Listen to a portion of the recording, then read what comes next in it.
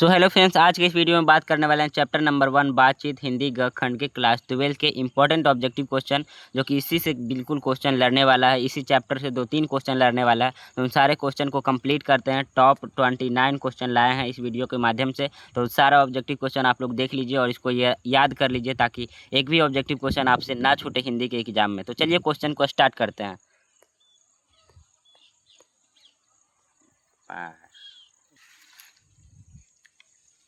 तो मेरा पहला सवाल है ऐसे। तो चैप्टर नंबर 1 है बातचीत, जिसका लेखक है बाल कृष्ण भट्ट। तो पहला मेरा क्वेश्चन है, बाल कृष्ण भट्ट का निवास स्थान कहाँ था? तो इसका सही आंसर हो जाएगा option number D, Allahabad Uttar Pradesh में। जो कि आप लोग को याद हो जाना चाहिए कि इसका जन्म स्थान इलाहाबाद उत्तर प्रदेश में था। जो कि 1 नंबर का क्वेश्चन पूछता है और ये क्वेश्चन आ भी सकता है एग्जाम में, ज़्यादा चांस है। चलिए नेक्स्ट क्वेश्चन की ओर बढ़ते हैं।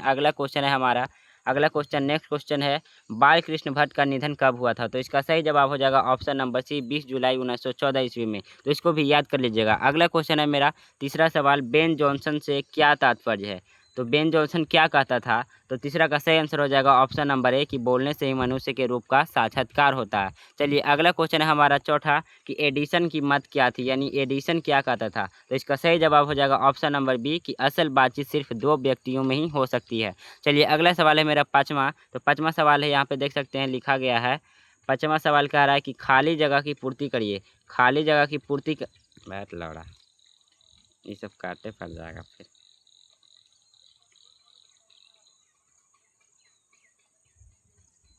कितना टाइम लगेगा रे? हो जाएगा यार तुरंत। आधा घंटा। पाँचवा सवाल है, खाली जगह की पूर्ति करें। अनेक प्रकार की शक्तियाँ जो वरदान की भांति ईश्वर ने मनुष्य को दी है, उनमें भी एक है। तो इसका ऑप्शन देखिए यहाँ पे दिया गया है। ऑप्शन है स्पर्श शक्ति, श्रम शक्ति, वाक शक्ति, घ्राण शक्ति। तो इसका सही ऑप्शन हो जाएगा ऑप्शन नंबर सी, वाक शक्ति। चलिए नेक्स्ट सवाल की ओर बढ़ते हैं। Question number 6। क्वेश्चन नंबर 6 कह रहा है, बाल कृष्ण भट्ट के मन में अध्ययन की रुचि एवं लालसा किससे जगाई? तो इसका सही ऑप्शन हो जाएगा ऑप्शन नंबर डी, माता पार्वती। उसकी मम्मी जो थी वही जगाई थी। चलिए नेक्स्ट क्वेश्चन है हमारा सातवां सवाल। सातवां सवाल यहाँ पे देख सकते हैं क्या है, कि बाल कृष्ण भट्ट क्या नहीं थे? तो पत्रकार तो थे, नाटककार भी थे, और उसके बाद निबंधकार भी थे, आलोचनाकार। गलत हो गया यार, 1 मिनट।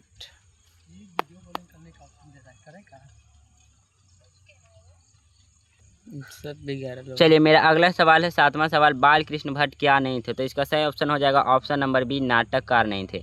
पत्रकार भी थे, निबंधकार भी थे, आलोचनाकार भी थे। तो इसका सही जवाब हो जाएगा ऑप्शन नंबर बी, नाटककार। चलिए अगला सवाल की ओर बढ़ते हैं। क्वेश्चन नंबर 8, बाल कृष्ण भट्ट के समय के कौन कौन साथी साहित्यकार थे? तो इसका सही आंसर हो जाएगा ऑप्शन नंबर डी, उपयुक्त सभी। भारतेंदु हरिश्चंद्र भी थे, राधा चरण गोस्वामी भी थे, प्रताप नारायण मिश्र भी थे, प्रेमचंद भी थे। चलिए अगला सवाल की ओर बढ़ते हैं। Question number 9।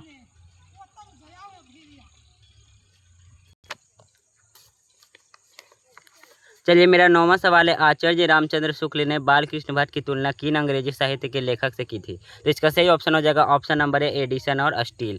चलिए अगला सवाल है मेरा 10वां सवाल। 10वां सवाल देख सकते हैं यहाँ पे क्या है, कि चंदू खाने शब्द का क्या अर्थ है? तो चंदू खाने शब्द का अर्थ मेरा होता है अफीम खाने वाले लोगों की मंडली के लिए सुरक्षित स्थान। चलिए अगला सवाल है मेरा 11वां सवाल। 11वां सवाल देख सकते हैं क्या कह रहा है। 11वां सवाल है, बाल कृष्ण भट्ट किस युग के निबंधकार थे? तो इसका सही आंसर हो जाएगा ऑप्शन नंबर बी, भारतेंदु युग के निबंधकार थे। चलिए अगला सवाल है मेरा 12वां सवाल। 12वां सवाल देख सकते हैं यहाँ पे है, मनुष्य की बातचीत का उत्तम तरीका क्या है? तो मनुष्य की बातचीत का उत्तम तरीका क्या है? तो इसका सही आंसर हो जाएगा ऑप्शन नंबर डी, अवाक होकर बात करना। अवाक होकर बात करना ही मनुष्य की बातचीत का उत्तम तरीका होता है। चलिए अगला सवाल है मेरा 13वां सवाल। 13वां सवाल देख सकते हैं, संवाद में सबसे महत्वपूर्ण क्या है? तो सही आंसर हो जाएगा इसका ऑप्शन नंबर सी, आत्मीयता। आत्मीयता ही संवाद में सबसे महत्वपूर्ण है। चलिए अगला सवाल है मेरा 14वां सवाल। 14वां सवाल यहाँ पे देख सकते हैं क्या है, कि बाल कृष्ण भट्ट का जन्म हुआ था तो कहाँ हुआ था? तो यहाँ पे देखिए कितना तारीख को हुआ था? तो इसका सही आंसर हो जाएगा ऑप्शन नंबर बी, 23 जून 1844 ईस्वी को हुआ था। चलिए मेरा अगला सवाल है 15वां। 15वां सवाल कह रहा है, संयोगिता स्वयंवर रचना किसकी है? तो 15 सवाल का सही आंसर हो जाएगा ऑप्शन नंबर सी, लाला श्रीनिवास दास की। चलिए अगला सवाल है मेरा 16वां सवाल। 16वां सवाल कह रहा है, कौन सी रचना बाल कृष्ण भट्ट की नहीं है? तो इसका सही आंसर हो जाएगा ऑप्शन नंबर डी, परीक्षा गुरु है, जो कि बाल कृष्ण भट्ट का नहीं है।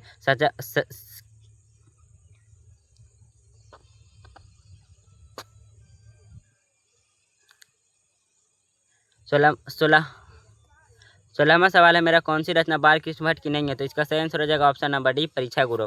बाकी ये तीनों है जो बाल कृष्ण भट्ट का रचना। चलिए अगला सवाल है मेरा 17वां, और चैनल को जल्दी जल्दी सब्सक्राइब कर लीजिएगा, क्योंकि ऐसे ही इंपॉर्टेंट क्वेश्चन आपको इस चैनल पर मिलता रहेगा क्लास 12 के लिए, और ऐसे ही गाइडेंस देते रहेंगे। चलिए अगला सवाल है 17वां, कौन सी रचना बाल कृष्ण भट्ट की है? तो इसका सही आंसर हो जाएगा ऑप्शन नंबर ए हो जाएगा, रेल का विकेट खेल बाल कृष्ण भट्ट का रचना। चलिए अगला सवाल है मेरा 18वां सवाल। 18वां सवाल है, बाल कृष्ण भट्ट ने कौन सा मासिक पत्र निकाला था? तो इसका सही आंसर हो जाएगा ऑप्शन नंबर सी हो जाएगा इसका, हिंदी प्रदीप। चलिए अगला सवाल है मेरा 19वां सवाल देख सकते हैं क्या कह रहा है।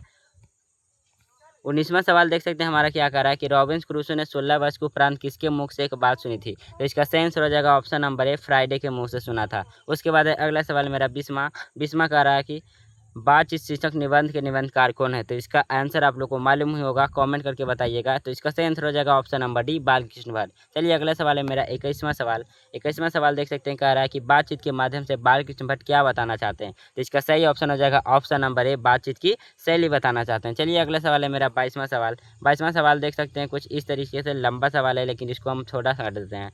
तो 22वां सवाल है, बातचीत शीर्षक निबंध के अनुसार रस का स्रोत किसकी बातचीत में उमड़ा चला जाता है? तो इसका सही आंसर हो जाएगा दो हम सहेलियों की बातचीत में, जो कि आप लोग को बुक में दिया होगा कि बातचीत में किसका जो होता है कि रस का स्रोत बातचीत में उमड़ा चला जाता है। तो इसका सही आंसर हो जाएगा ऑप्शन नंबर ए, हाँ, दो हम सहेलियों की बातचीत में। चलिए अगला सवाल है मेरा 23वां है, वाद विवाद संवाद क्या है? तो इसका सही आंसर हो जाएगा ऑप्शन नंबर ए, आलोचनात्मक निबंधों की पुस्तक।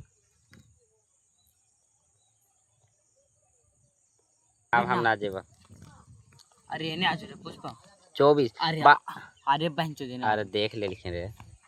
देख ले कौन 24 नंबर मेरा सवाल है, बाल कृष्ण भट्ट के पिता पेशे से क्या थे? ला 24 नंबर मेरा सवाल है, बाल कृष्ण भट्ट बैठ यार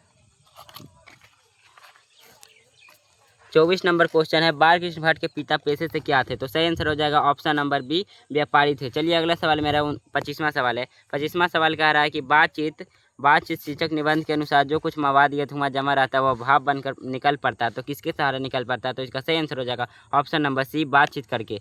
चलिए अगला सवाल है मेरा 26वां सवाल। 26वां सवाल देख सकते हैं कह रहा है कि जैसा काम वैसा परिणाम किस लेखक द्वारा रचित पुस्तक है? तो इसका सही आंसर हो जाएगा ऑप्शन नंबर यहाँ पे बाल कृष्ण भट्ट हो जाएगा, Bal Krishna Bhatt option number C हो जाएगा। चलिए मेरा अगला सवाल है 27वां सवाल देख सकते हैं क्या कर रहा है कि बाल कृष्ण भट्ट के पिता का नाम क्या था? तो इसका सही आंसर हो जाएगा option number B, Beni Prasad Bhatt. चलिए इसका सही आंसर हो जाएगा ऑप्शन नंबर बी। अगला सवाल है मेरा 28वां सवाल है, दमयंती स्वयंवर किस लेखक की रचना है? तो इसका सही आंसर हो जाएगा ऑप्शन नंबर सी, बाल कृष्ण भट्ट। चलिए अगला लास्ट सवाल मेरा 29वां सवाल कर रहा है, बाल कृष्ण भट्ट की रचना बातचीत क्या है? तो बातचीत मेरा हो जाता है निबंध। तो इसका सही आंसर हो जाएगा क्या? तो सही आंसर हो जाएगा ऑप्शन नंबर डी हो जाएगा। चलिए वीडियो अगर अच्छा लगा हो तो वीडियो को लाइक करिए, चैनल को सब्सक्राइब करिए, और ऐसे ही इंफॉर्मेटिव वीडियो देखने के लिए चैनल को सब्सक्राइब कर लीजिए।